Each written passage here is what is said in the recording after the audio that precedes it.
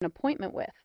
I started with a general practitioner and then moved on to a gynecologist, an ear, nose, and throat specialist, an endocrinologist, and so on. Still, no one could find an answer.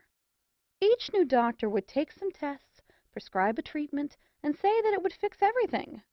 Sometimes it did seem to work for a while, but eventually my symptoms would return, oftentimes worse than before. I spent thousands of dollars on antibiotics to treat ongoing infections over the years, only to be faced with all sorts of side effects and depleted savings.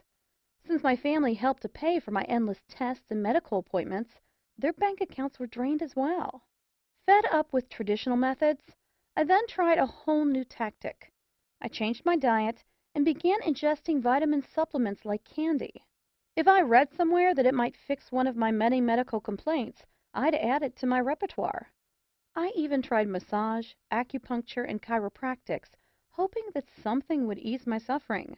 By the time I added up all of the expenses, I had spent enough to have purchased my first home. Yet I remained cooped up in a small apartment because I couldn't afford anything better. Worse still, I was still sick and getting sicker. I tried everything. As my 30th birthday drew near, I knew that I had to take some real action. It was time to get serious and find some answers. That's when I became a real nut about holistic medicine. I made an appointment to see a naturopath, and while he didn't solve my problem, he steered me in a new direction toward a healthier life. It was only while I was seeing the naturopath that I learned that I was suffering from a candida albicans infection, a systemic yeast infection. There was yeast overload throughout my entire body, and that's why my symptoms were so varied and getting worse.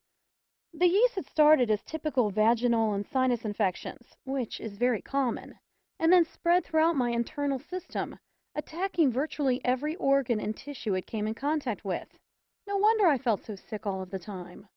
Once I knew what I was up against, I had a new struggle to face, ridding my body of the yeast. My naturopath tried every treatment that he knew of, but while I showed some improvement, I was still suffering. I was not prepared to give up, however, so I decided to take matters into my own hands.